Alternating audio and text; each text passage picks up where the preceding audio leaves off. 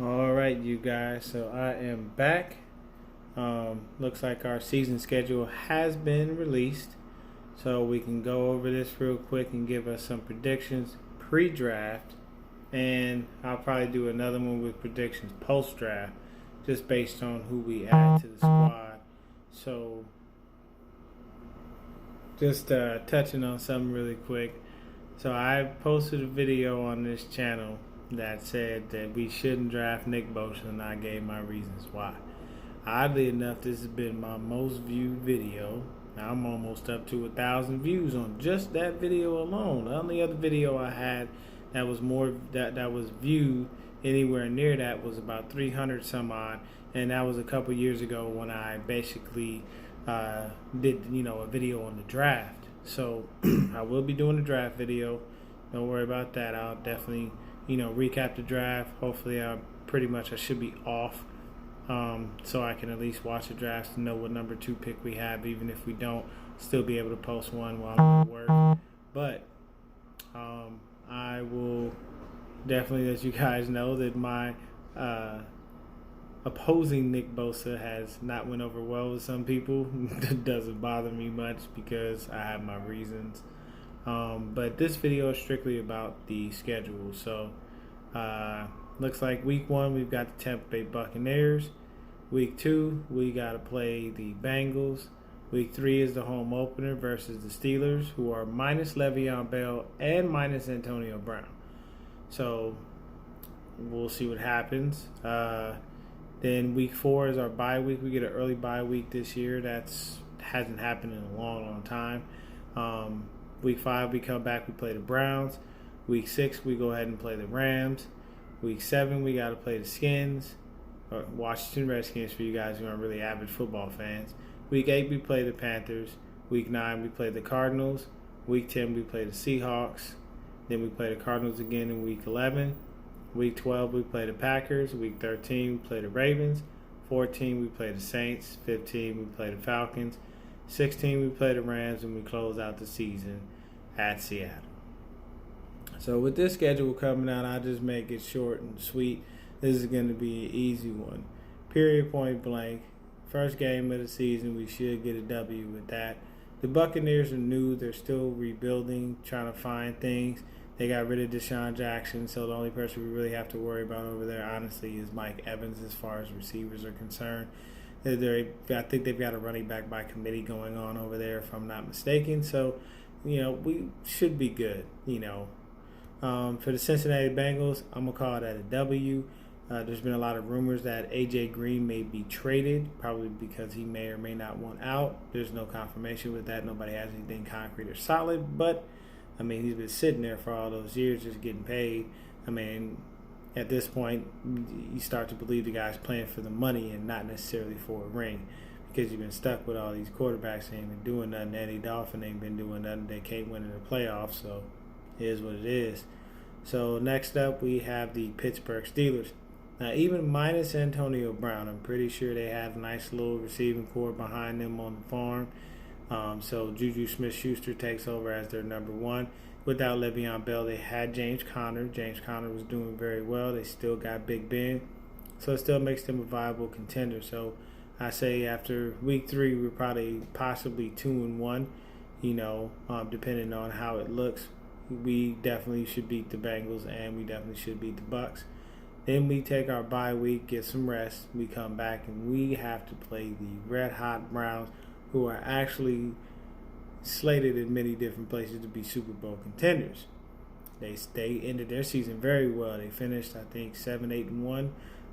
Baker Mayfield has them riding high. The addition of Odell Beckham Jr., all the things that they did during the offseason.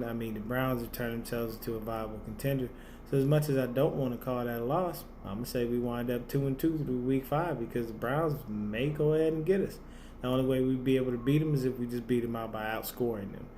Their defense is really, really good. So everybody's healthy for them. That's it. So next up, week 6, we've got to go ahead and we play the Rams in L.A. I'm going to go ahead and unfortunately bring us down to 2-3 on that one.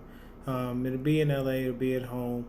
Honestly, that one is I'm going to take that back. That's going to be a toss-up because I want to see how healthy Todd Gurley is. He was actually injured, and nobody wanted to say it, but that dude was injured. You don't have Todd Gurley and then have him sit most of the Super Bowl and let C.J. Anderson, who you just picked up off the couch, looks like a rolling donut, just go in there and run through and bowl over people because he's fat and heavy. You know, it's no disrespect to the dude, but I mean, he got rotund. But so that may be a toss-up depending on Todd Gurley's health, because we can stop the Rams' air attack if we get better on our, with our defensive backfield, and we can get more pressure up front. Like I said, that starts depending with the draft, because we didn't necessarily do much by way of free agency. The only two people we had were Dee Ford and Quan Alexander. We don't even know if Quan Alexander is going to be able to go because we have no real update on his health situation. Dee Ford is fully healthy, and we'll see if he can continue his nice little streak of being able to get to the quarterback and putting pressure and adding to our defensive pass rush along with Defoe and the other guys on the line and in the linebacking core. So next up after that, week 7, we have to play the Washington Redskins. I'm going to call that a W. Much love, much respect to AP, one of the greatest to ever do it as far as running backs is concerned. He should still be there, but I believe Darius Geis may be fully healthy. So if he's not fully healthy, you'll probably see AP. If not, they may mix in him and Geis, because AP is definitely one of those dudes who deserves to be in the league, and he's been very well respected. And he showed you last year he ain't no slouch. He still got it. Week 8, we go ahead and we play the Carolina Panthers. I'm going to go ahead and call that a W. So basically, we could be at least about 4-4, and or at least I want to say 6-2. There's a high probability that we may be there, because I feel like we can beat the Bucks, we can beat the Bengals. It's may or may not beat the Steelers.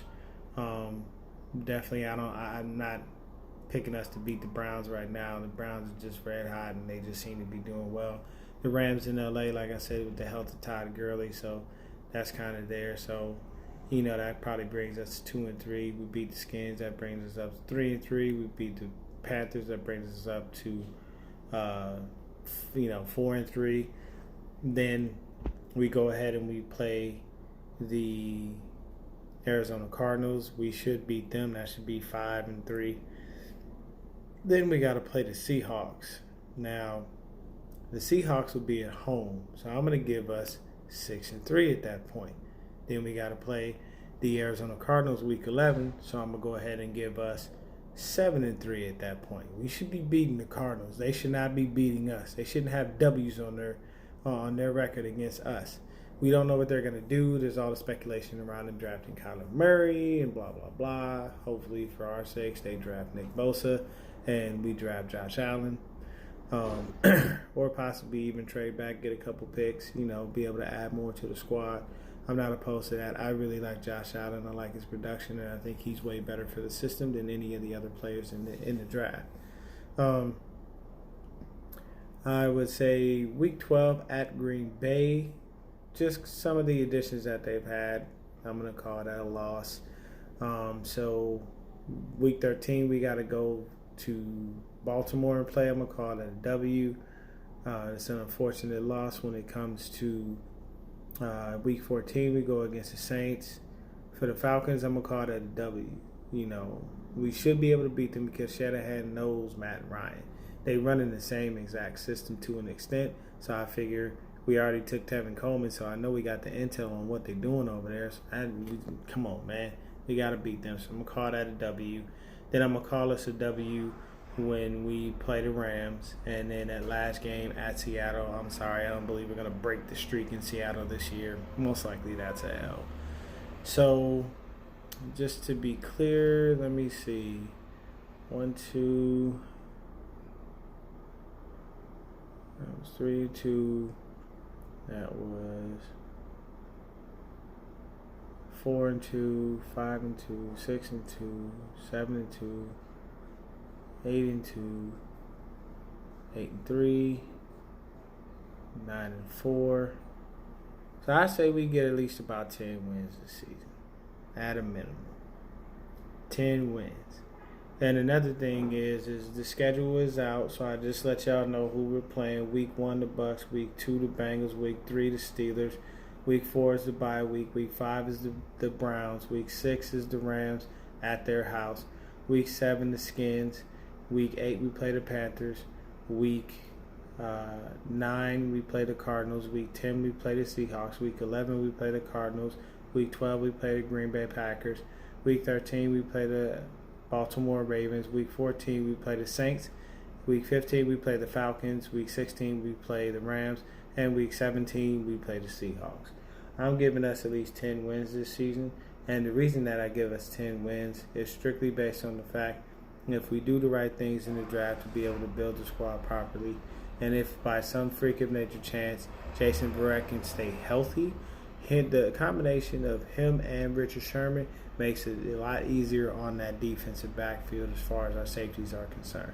I think it works out better for both for the defensive backfield, and they can be able to do what they need to do.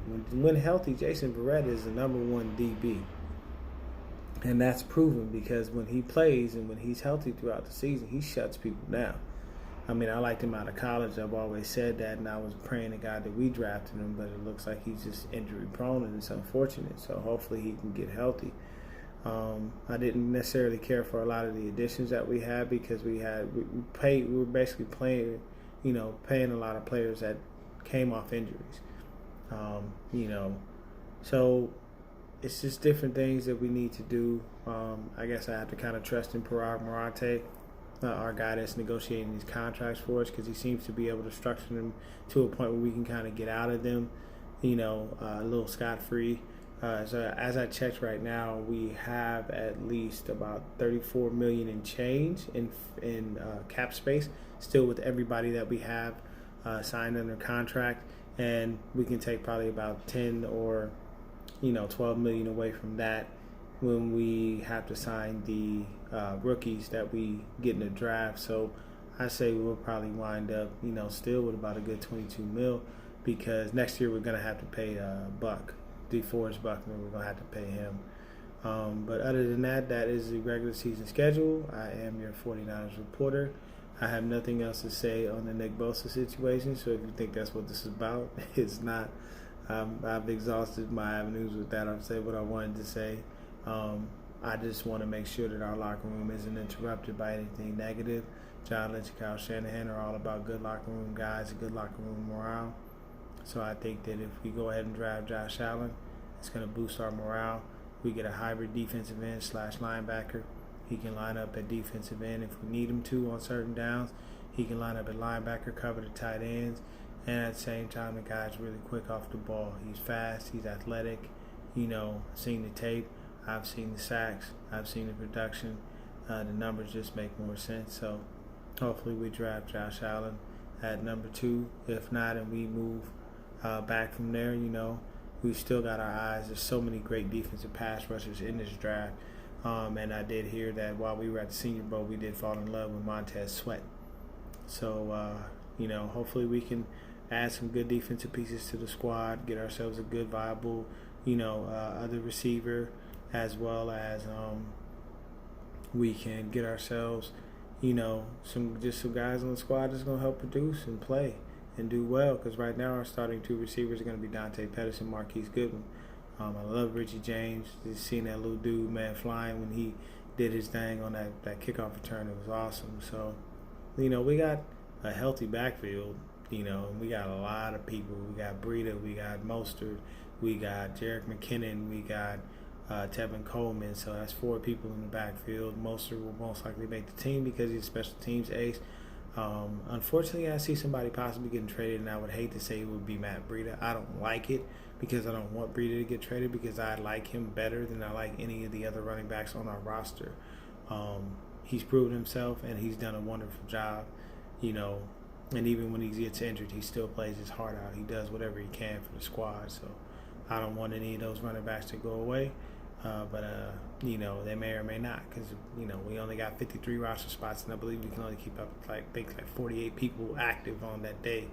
So probably be a few inactive days for different people, but probably even Mostert maybe, I don't know. But either way, that's the season, that's the schedule. Y'all have yourselves a blessed evening. Stay strong and go Niners.